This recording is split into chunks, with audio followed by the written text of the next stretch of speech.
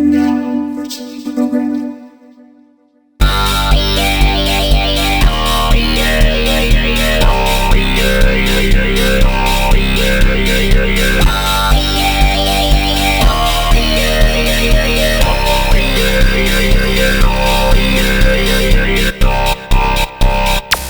VirtuallyProgramming.com.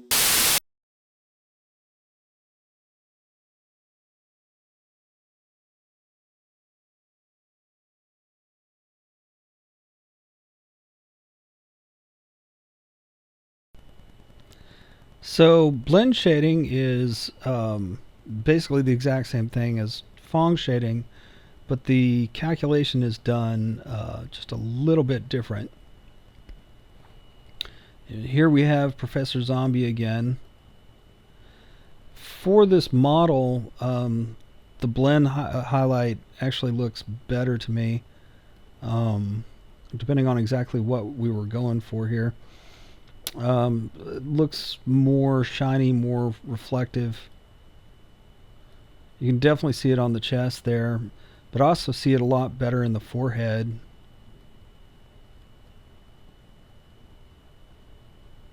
It just really seems to be working a lot better here.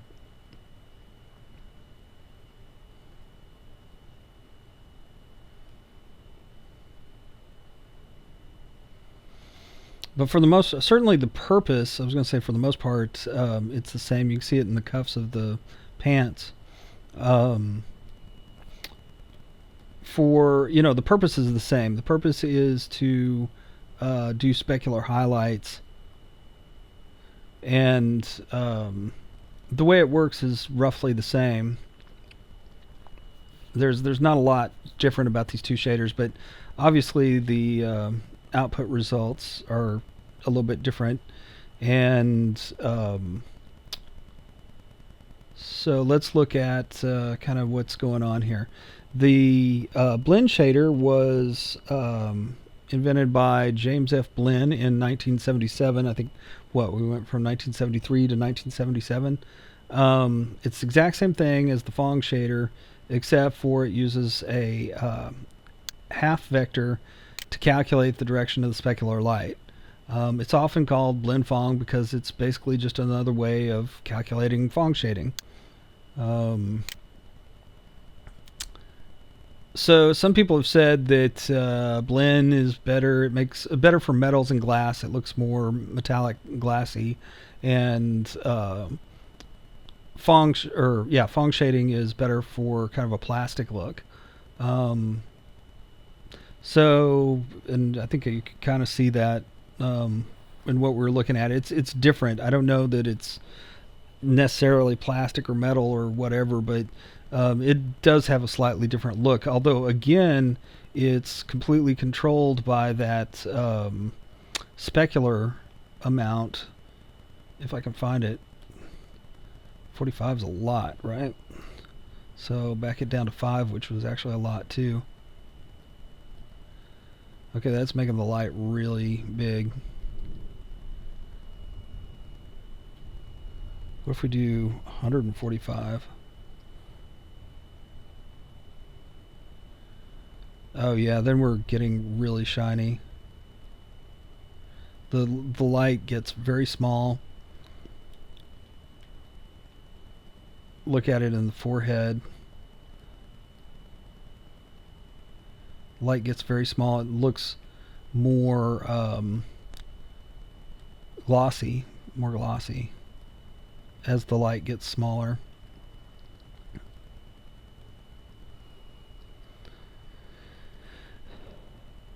So comparing the two,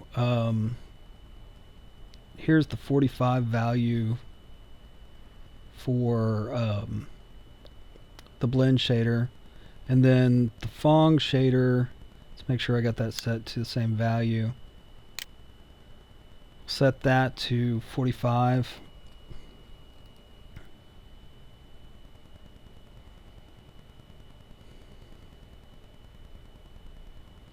And then I have to tell it to use the Phong shader.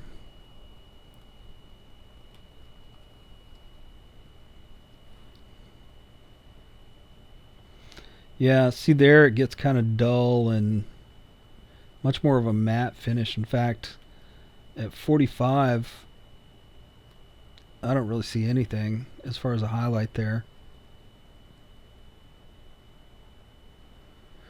But anyway, you can kind of tune those values and use whichever of the two shaders that you want to use. So let's look at what the actual code for the Phong shader is. Vector math. Oh, I probably should have introduced this early on. I think I included this. I covered this in the what was it? The garage shading, where I did kind of a little drawing, but it's basically talking about the vector dot product trick, and that you can calculate the angle between two vectors. This should look familiar. I was talking about projecting one vector onto another. Anyway, I've included this link in the code. You can kind of go through this if you want to look at it, but it talks about the vector dot product and the vector dot product trick and calculating angles between two vectors using the dot product. Let's see. Okay, so the parameters, again, we have the three matrices, worldview, projection. We combine them all. This has exactly what we had in the Phong shader, right? That's because we're in the Phong shader. We need to be in the blinn shader. Oh no. Let's see. I get these two confused like all the time. Yeah, we need to be in the blinn shader. There we go. So anyway, but it's still the same. It's everything up to that point is exactly the same. Blinn-phong, whatever. It's all the same. We still aren't using textures, so this is being ignored. The vertex input is the same as it's been every place else. The vertex shader output should be exactly the same because we it's the same as Phong. And again, I don't think we're not using textures, so this UV coordinate is being not used. It's being totally ignored. The technique is exactly the same. So if we go to the vertex shader, I was looking to see if there's even one single difference here. No, this is absolutely identical to Phong, to the Phong shader. I think I've got this set this to 1. I think I've got that commented out in the other. Let's comment it out and see what happens. Nothing happens. So you can get rid of it. Let's see. So yeah, everything's identical to the Phong shader in the vertex shader. The pixel shader is essentially exactly the same too. I'm looking for any slight difference between the two here. There is none. The only difference is that this calls the blinn function, the blinn specular function, instead of the Phong specular function. But otherwise, the pixel shader is identical in both versions. So we've looked at all this code already, and the only difference is this blinn specular code here. That's the part that changes. This is actually exactly the same as it was in the Phong shader, because we're basically just trying to determine for this pixel how much specular light we should get. And so you've got the amount of specular light that you should get times the light color. So if the amount is 100%, then you get all of the light, and then it darkens and darkens and darkens till you get none of the light. But this halfway normal is what's really different. And rather than really truly going through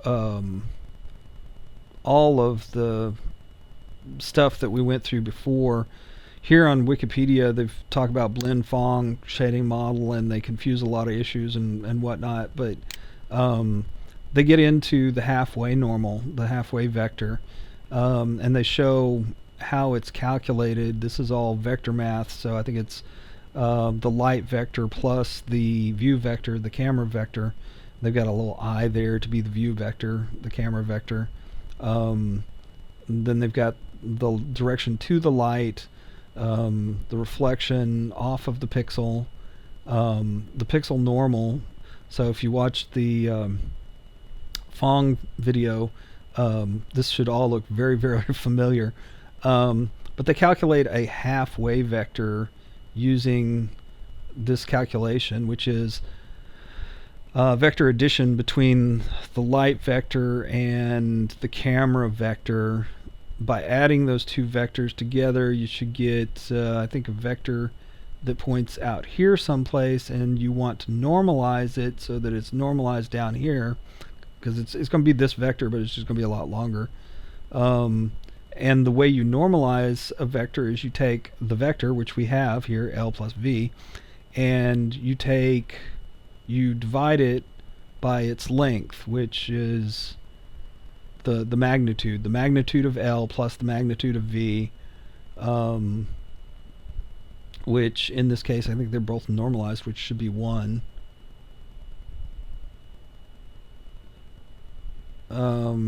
Yeah, I'm not real sure, but anyway, you're normalizing this vector. You're adding the L vector and the V vector, the camera vector and the light vector together to point somewhere out here, which is going to be an unnormalized half vector, which is halfway between the L vector and the V vector. So as V rotates over, the half vector will rotate over, and as L rotates over, the half vector will rotate over. It's going to be a vector that's halfway between those two vectors, thus the name halfway vector, or halfway normal.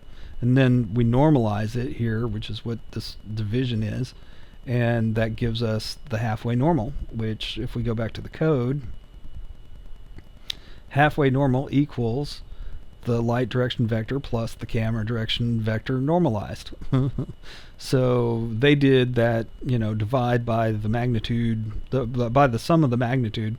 We got a function that does that work for us called normalize, and it just normalizes that vector once we calculate it, and that is our halfway normal. And then the dot product, we've learned how that can be used to calculate an angle between two vectors, pixel normal and halfway vector normal. If we go back to our drawing, the pixel normal N and the halfway vector normal H, we need an angle between those two. Basically, as H overlaps N, the value of the dot product is going to be 1, and as it gets to 90 degrees, it'll continuously get to 0. So it's going to be a number between 1 and 0 if it's between 0 and 90 degrees. And then after 90 degrees, it'll continue to be 0. So how that works out in code, the dot product here is going to be a value between 0% and 100%. Saturate keeps it from going beyond 100%. The specular power here will take this as an exponent and take the percent to, which is going to be between 0 and 1, to the power of whatever this value is, which we kind of looked at how that determines the fall off rate and how big the dot is, how quickly the light falls off from the exact path as you get further and further away from the exact path. How fast does it fall off? And so that's the specular highlight amount, just like it was basically in the Phong shader.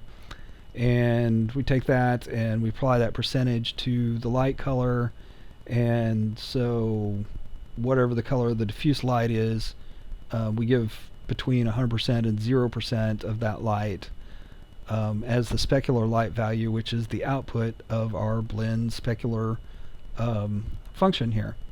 And that's blend shading. It's we've already gone through so much at this point that it's there wasn't a whole lot to cover there, because we've really already covered it in the previous videos. That's pretty much it. So I think we're ready to look at the texture shader next, and then we'll basically be done with the shaders.